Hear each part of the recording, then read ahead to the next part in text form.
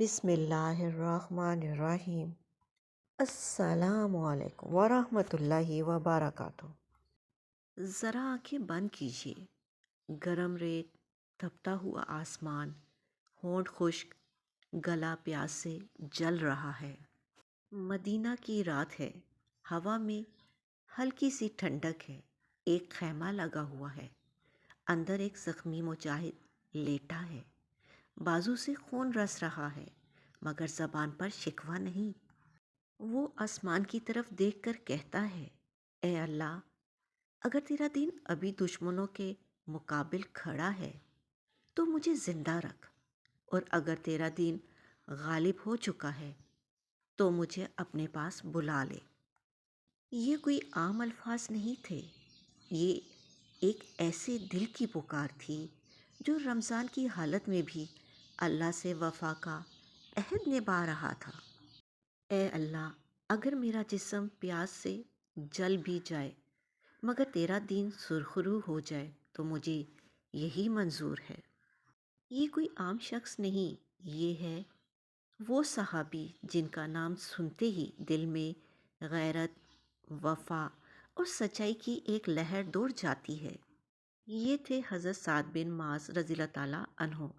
آج ہم ان کا واقعہ سنیں گے جو صرف ایک قصہ نہیں بلکہ روح کو جھنجھوڑ دینے والی سچائی ہے، جو دل کو رلا بھی دے گا اور روح کو جگا بھی دے گا۔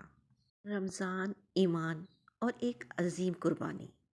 رمضان صرف بھوکا پیاسا رہنے کا نام نہیں، رمضان دراصل اپنے نفس کو اللہ کے سامنے جھکانے کا نام ہے، اور صحابہ کرام نے ہمیں یہ سکھایا کہ روزہ صرف پیاس کا امتحان نہیں بلکہ وفا، اخلاص اور قربانی کا امتحان ہے۔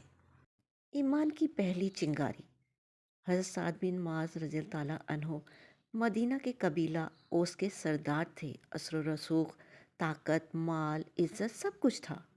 جب مدینہ میں اسلام کی دعوت پہنچی تو پہلے دلوں میں ہچکچاہٹ تھی۔ حضرت سعد بن معاذ رضی اللہ تعالیٰ عنہ نے جب اسلام قبول کیا تو صرف ایک شخص مسلمان نہیں ہوا، پورا قبیلہ ایمان لے آیا۔ سوچئے، ایک سچا انسان، ایک مضبوط کردار کتنی بڑی تبدیلی لا سکتا ہے۔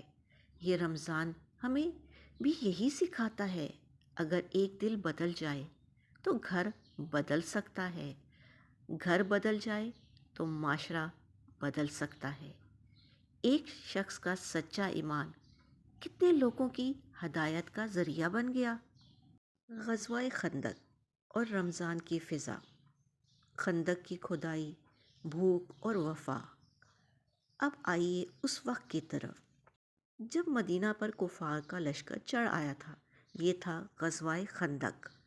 رسول اللہ صلی اللہ علیہ وآلہ وسلم خود خندق کھود رہے تھے۔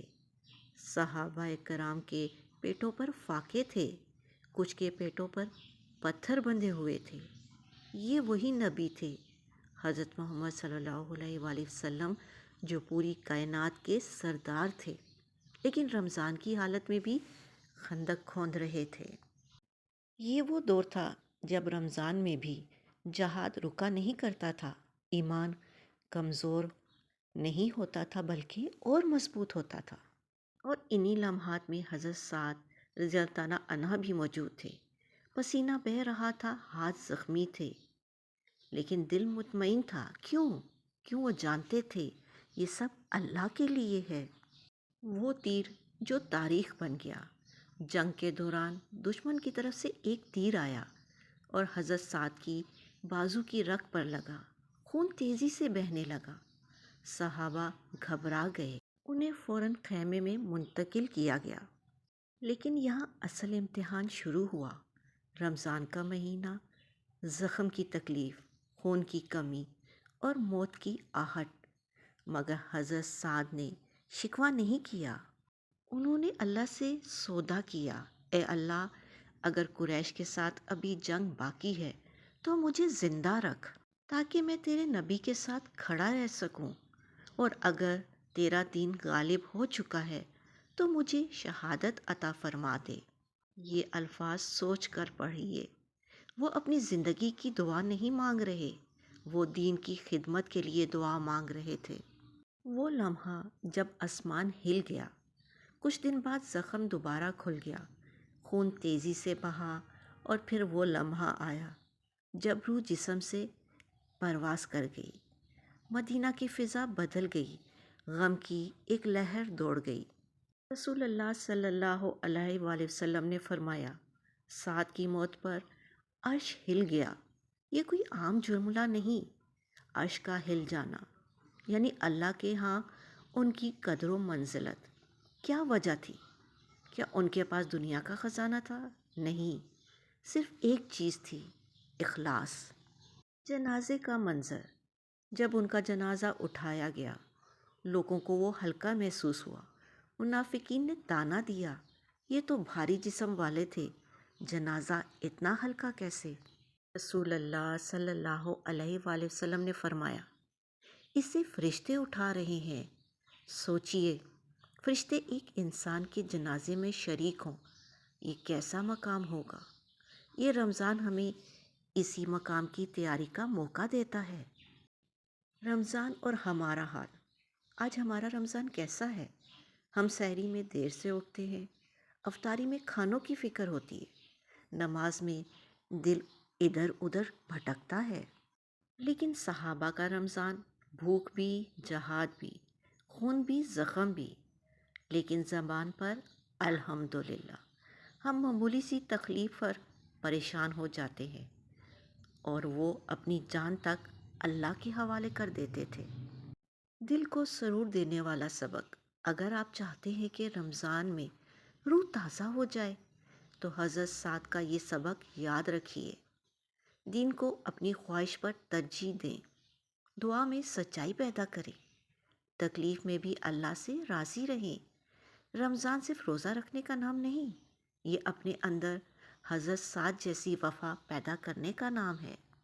خود احتسابی کا لمحہ، آج خود سے سوال کریں، اگر اللہ ہم سے پوچھے، میرے بندے، کیا تو نے میرے دین کے لیے کچھ چھوڑا؟ ہم کیا جواب دیں گے؟ کیا ہم نے اپنی زبان پر قابو پایا؟ کیا ہم نے دل صاف کیا؟ کیا ہم نے کسی کو معاف کیا؟ یا صرف بھوک برداشت کی؟ دعا، یا اللہ ہمیں ایسا رمضان عطا فرما جس میں ہم صرف کھانے پینے سے نہیں، گناہوں سے بھی رک جائیں۔ ہمیں وہ اخلاص دے جو حضرت سعد بن معاذ رضی اللہ تعالیٰ عنہ کو عطا کیا۔ ہمیں وہ محبت دے جو تیرے پیارے نبی حضرت محمد صلی اللہ علیہ وآلہ وسلم سے انہیں تھی۔ ہمیں ایسا بنا دے کہ اگر ہماری موت آئے تو آسمان بھی ہماری وفا پر گواہی دے۔ آمین یا رب العالمین۔ اپنا اور اپنوں کا خیال رکھیں، خوش رہیں، خوشیاں بانٹیں اور دعاؤں میں مجھے یاد رکھیں۔ اللہ نگہبان۔